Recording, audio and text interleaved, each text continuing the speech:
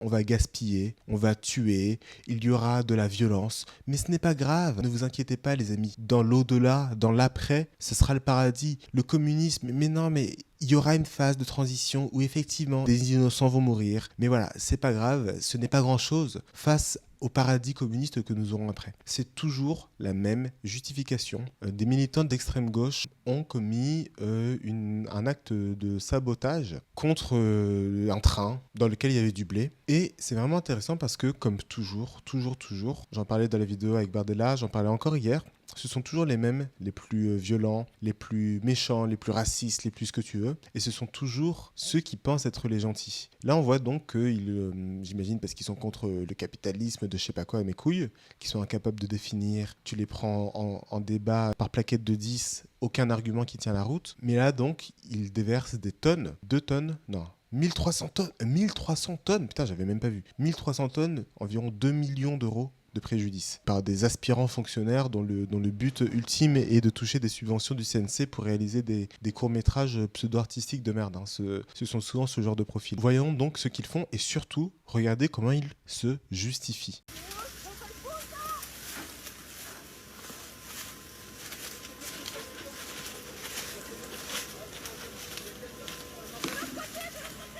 Déjà, on entend une meuf qui est en train de crier. Hein. Bon, à partir de là, c'est signé. Comment ça, t'as des meufs dans ton escouade? Tu fais une opération sabotage, ils sont masqués, machin, combinaison chimique. Il y a des meufs en train de gueuler, en train de piailler comme elles ont l'habitude de le faire. C'est Platon, je crois. C'est un livre de Platon que je lisais et c'était écrit que Xanthippe, semble-t-il, pour ceux qui connaissent, ou de hurler comme les femmes ont l'habitude de le faire, il avait écrit ça à l'Antiquité. God damn. Non mais sérieusement, si c'était des gens sérieux, il n'y aurait pas de femmes en train de gueuler pendant leur opération. Ce serait un truc commando, ils sont prêts, ils sont efficaces, là ils marchent, on dirait qu'ils sont en sortie scolaire. Regarde-moi-le, lui, comment il marche. Skinny fat de merde. Ah non, mais c'est une femme. Attends, c'est une femme ou c'est juste un skinny fat? Attendez. C'est une femme. Bah voilà, en fait, je pensais que c'était un gros. Parce qu'en fait, si quelqu'un ne sait pas marcher et manque d'athlétisme, il y a deux possibilités. Soit c'est un gros, soit c'est une femme. Là, c'est une femme.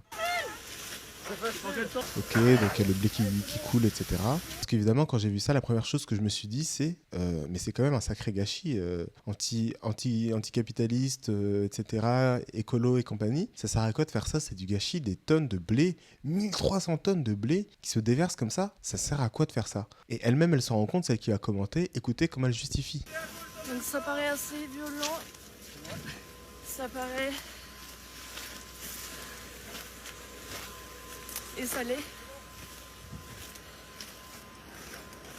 Mais on dénonce et on attaque un système beaucoup plus important que juste ce gaspillage qui est fait à l'instantané. Et elle-même, elle s'en rend compte, tu vois. Elle dit ça paraît assez violent, et ça l'est, effectivement. Mais on s'attaque à un système beaucoup plus grand que ça dans l'immédiat. Le système, j'aimerais bien qu'elle me le décrive. J'aimerais vraiment bien qu'elle me le décrive. Le système qu'elle démantèle actuellement en faisant ça. Parce qu'en fait, elle démantèle rien du tout. Hein. Ils vont faire ça. Est-ce qu'ils croient vraiment que qui que ce soit va arrêter va arrêter le capitalisme parce qu'ils ont fait ça? Ça sert à rien, ils le savent, c'est que de la com. Tout ce à quoi ça sert, et ils le savent très bien, c'est se faire mousser, c'est faire parler d'eux, c'est que leur association ait des dons, je sais pas c'est quoi leur organisation là.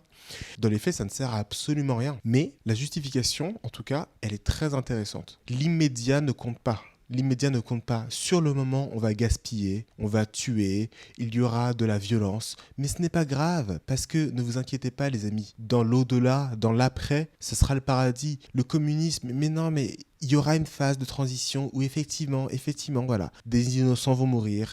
Il y a des gens qui n'ont rien demandé à personne, qui sont nés fils d'un grand industriel, et bah il va se faire trucider comme les autres. Mais voilà, c'est pas grave, ce n'est pas grand-chose face au paradis communiste que nous aurons après. C'est toujours la même justification, la violence, les génocides, les sabotages, tout les manques de...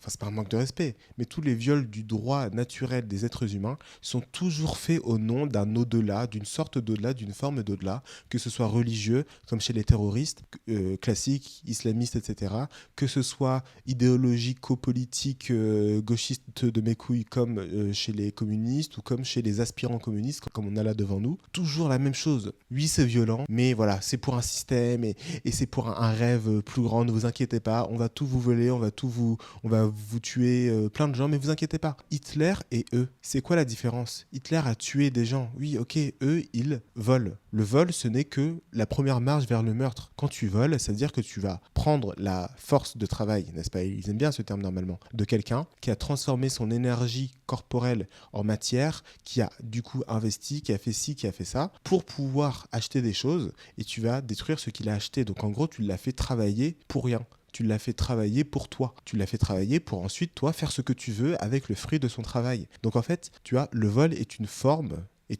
d'esclavage. Le vol est une forme de violence, parce que le problème de l'esclavage, c'est la violence.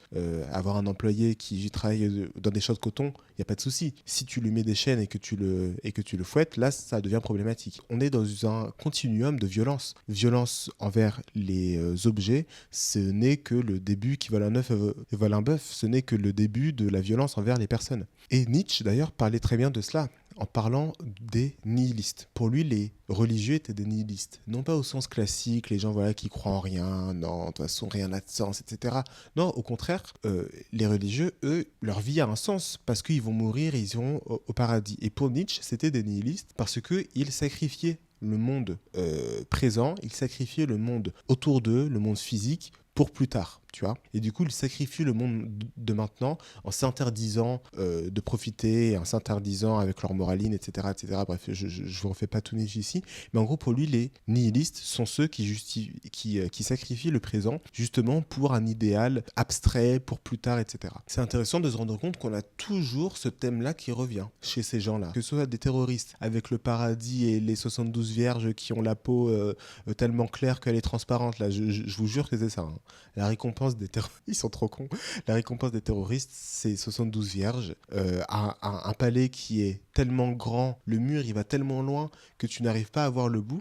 C'est quoi l'intérêt d'avoir une grande muraille de Chine en or en fait comme palais? Ils auront du miel et du lait à volonté, comme si tu n'avais pas déjà du miel et du lait à volonté sur Terre. Et donc 72 vierges qui ont la peau hyper claire, tellement claire qu'elle en devient transparente, genre translucide, un truc comme ça. Ça n'a aucun sens. Et elles redeviennent vierges à chaque fois que tu as des rapports avec elles, mais vraiment, c'est des fous furieux, quoi. Donc, que ce soit les terroristes, que ce soit les gauchistes, que ce soit les nazis, tous, ils vont te dire, oui, c'est violent, mais t'inquiète, tu vas voir, plus tard, ce sera bien. Les nazis disaient pareil avec les juifs. Personne, aucun nazi, même Hitler, il disait pas que non, c'est très bien, c'est pas du tout violent. Non, il savait très bien que c'était violent, mais il disait c'est le mal nécessaire pour la grandeur de l'Allemagne, je sais pas quoi, et de son idéologie débile. Eux, c'est la même chose, pour abattre le système. Le système. C'est quoi le système? C'est qui le système? De quoi tu parles précisément? Elle sera incapable de répondre, mais voilà, c'est pour abattre le système.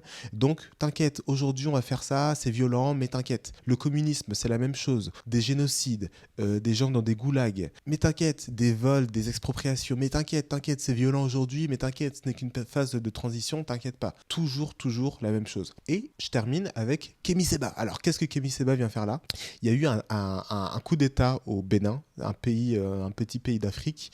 Bon, un de plus, vous allez me dire, en Afrique, mais en fait, apparemment, le Bénin est un peu un modèle de stabilité politique au moins sur le continent. Donc voilà, ils sont arrivés à la télé en expliquant qu'ils avaient le contrôle du pays, de pas s'inquiéter, etc. Kémy Séba avait dit oui c'est bien et avait soutenu en gros le coup d'État. Donc dans la vidéo, il explique que le président, en fait, c'est lui le vrai fasciste, hein, mais comme toujours. En fait, le président, c'est lui le vrai méchant, machin. Et juste écoutez ce qu'il dit à la fin, parce que vous allez voir que c'est la même chose, la même idéologie. Encore une fois, pour justifier la violence, on utilise toujours les mêmes arguments. Qu'ils voient sous leurs yeux sans pouvoir réagir que vous faites un coup d'État constitutionnel, vous prolongez les mandats électifs de vos éléments.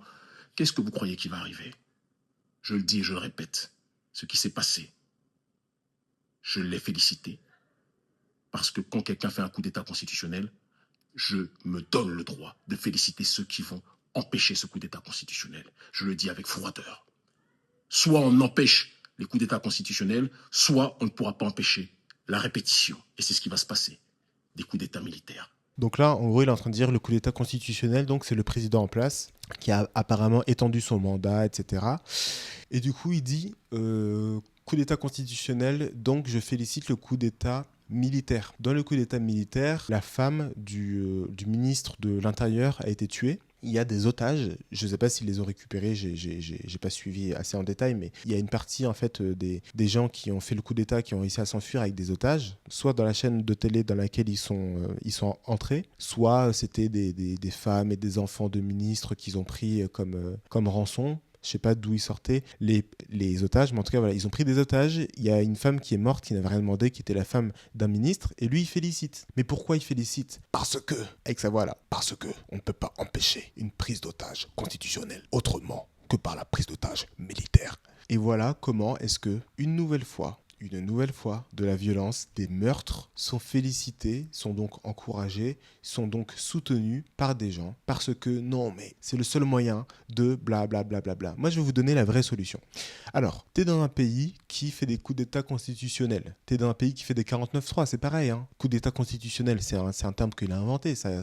Donc voilà, un 49-3 aussi, tu peux dire que c'est un coup d'État constitutionnel et voilà, tu as tué la femme de Mélenchon, s'il y en a une. Tu as tué la femme, tu as tué Brigitte Macron et tu vas dire que c'est parfaitement légitime. Jamais ce n'est légitime parce que toujours en fait, tu vas utiliser la violence pour ce que toi tu considères être la bonne chose à faire. Tout comme l'État utilise la violence pour ce qu'il considère être la bonne chose à faire et c'est le processus qui est derrière toutes les guerres, toutes les tragédies humaine, c'est toujours la même chose. Non mais nous on a raison, nous on est les gentils, donc nous on a le droit de faire ce qu'on veut, on a le droit de tuer des gens innocents, t'inquiète, c'est pas grave, t'inquiète.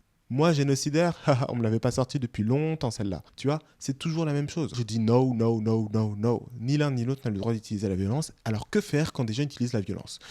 Soit on utilise la violence directement contre toi. Donc dans ce cas-là, c'est ce qu'on appelle la légitime défense. Si quelqu'un te menace avec une arme, avec un couteau et que tu te défends, là effectivement c'est légitime. Sinon, tu fais quoi ? Tu le suis chez lui, tu séquestres sa femme et tu lui dis tant que t'es pas en prison pour m'avoir agressé, je te rends pas ta femme ? Bah non en fait, un gars il t'agresse dans la rue, soit tu te défends, soit tu fuis. Et donc, voilà la solution. Soit il y a littéralement des gens qui vous agressent physiquement, pas une agression symbolique, abstraite de coup d'État constitutionnel. Non. Il n'y a pas de symbolique et d'abstrait qui tiennent. Soit on t'agresse physiquement, on te tient, on te frappe et tu te défends physiquement, soit tu pars, tout simplement. Il n'y a pas à faire de coup d'État, en fait, pour avoir quoi ? Le pouvoir de l'État, mais nous, on est les gentils. T'inquiète, nous, on est les gentils, comme d'habitude. Eux, c'était les méchants, ils faisaient pareil que nous, mais nous, c'est pas pareil. All right. Tu fais quoi ? Tu prends tes clics et tes claques, tu pars. Tu vas dans un autre pays. Et justement, moi, les Ukrainiens, par exemple, qui quittent l'Ukraine, qui essayent de quitter l'Ukraine et qui sont attrapés, qui se font envoyer de force au front, mais je les soutiens à 1000%. Eux, ce sont les vrais résistants, eux, ce sont les vrais non-violents, ce sont les seuls qui sont à sauver dans ce conflit. Ce sont les civils qui ne veulent ni tuer des Russes parce qu'on leur dit que c'est eux les méchants, ni les Russes qui veulent tuer des Ukrainiens parce qu'on leur a dit que c'est eux les méchants. Donc la solution, ce n'est pas de tuer qui que ce soit, ce n'est pas d'aller kidnapper Brigitte Macron, ce n'est pas de faire des coups d'État, ni constitutionnels d'ailleurs, ni surtout militaires, ce n'est pas de gâcher des millions de tonnes de nourriture en prétendant qu'on fait ça pour les pauvres alors que justement on fait perdre de l'argent à tout le monde, ce qui va faire que ça peut, et probablement que ça va d'une manière ou d'une autre devoir se répercuter soit sur les prix du coup des gens qui vont acheter, soit ça va être remboursé par l'État, donc c'est le contribuable qui va devoir payer avec ses impôts, tu vois, parce que ça va être remboursé suite à des décisions de justice, mais eux, ils vont rien pouvoir rembourser du tout. Donc au final, ça va être la France qui va rembourser l'entreprise qui a subi des dommages, tu vois. C'est totalement débile. Tu prends tes clics et tes claques et tu pars. Quand tu es non-violent, tu es non-violent. Quand tu es cohérent, tu ne te permets pas de faire ce que tu reproches aux autres de faire sous prétexte que eux ils ont tort et que toi tu as raison. Et c'est d'ailleurs pour ça qu'ils font toujours passer les mots avant les actes. Pour eux, traiter quelqu'un insulter quelqu'un d'une insulte raciste, c'est comme un attentat, tu vois. Quand il y a des têtes de porc qui sont mis devant des mosquées, ils trouvent ça tout aussi grave que quand il y a des musulmans qui crient Allahu Akbar et qui assassinent physiquement, littéralement, des centaines de personnes. Ils vont beaucoup plus parler du premier cas que du deuxième. Ils vont beaucoup moins mâcher leurs mots, ils vont beaucoup plus se permettre d'ailleurs de faire des amalgames, etc. Ceux qui le prétendent. Comme avec la violence. Quand ça les arrange pas, ils prétendent être contre. Quand ça les arrange, ce sont les premiers à l'utiliser. La violence, mais aussi donc les amalgames, tout ce que tu veux, le racisme, comme on l'a vu avec Expédition 33, Clair Obscur, machin. Ils vont devenir hyper racistes, insulter les gens par rapport à leur couleur de peau. Ça leur pose aucun problème quand c'est pour ce qu'ils considèrent être juste. Donc, moi, je vous encourage à être en paix, à partir de ce pays. Et évidemment, partagez ces vidéos-là autour de vous. Pour les gens qui sont sincèrement pacifiques, pour les gens qui comprennent, qui sont un minimum intelligents,